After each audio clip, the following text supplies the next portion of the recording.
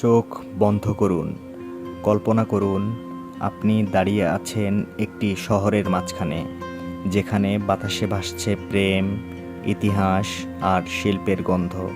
এটাই প্যারিস, ভালোবাসার শহর। স্বাগতম মন ভ্রমণের প্রথম যাত্রায়।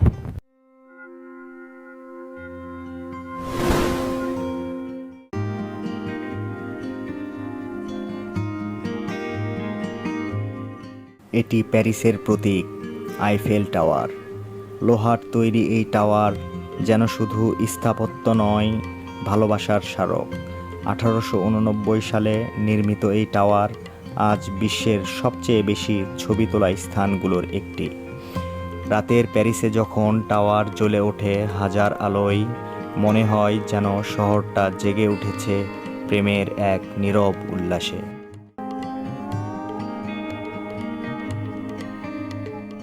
এবার চলুন সেন নদীর পাড়ে। এই নদী শুধু প্যারিসকে দুই ভাগে ভাগ করেনি, বরং এক করেছে শত শত বছরের ইতিহাস। আপনি নৌকায় চড়ে যখন সেন নদী পার হবেন, মনে হবে শহর নয়, আপনি শত শত বছরের সেই সময়ের ভিতর দিয়ে যাচ্ছেন। এ এক অন্যরকম অনুভূতি।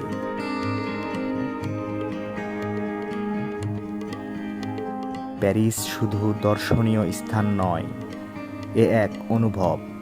রাস্তার পাশের ক্যাফেতে বসে কফির কাপে চুমুক দিতে দিতে আপনি শুনতে পাবেন জীবনের গল্প।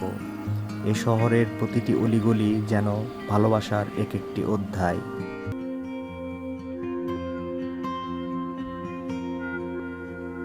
আর একটু এগোলেই আপনি দেখবেন ফ্রান্সের সেই বিশ্ববিখ্যাত লুভর মিউজিয়াম, বিশ্ববিখ্যাত চিত্রকর্ম মোনালিসার ঘর। এখানেই পাবেন মোনালিসার দেখা। আর নটরডেম, যা শুধু গির্জা নয়, মধ্যযুগীয় গথিত স্থাপত্যের এক জীবন্ত ইতিহাস।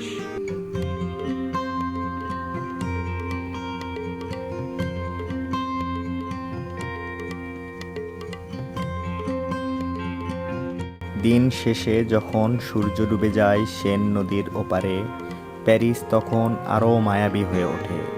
আজ আমরা প্যারিস দেখলাম, কেবল চোখে নয়, মন দিয়ে। এই ছিল মন ভ্রমণের প্রথম অধ্যায়। ভিডিওটি ভালো লাগলে লাইক ও শেয়ার করুন। পরের ভিডিও সবার আগে পেতে বেল আইকনটি বাজিয়ে রাখুন।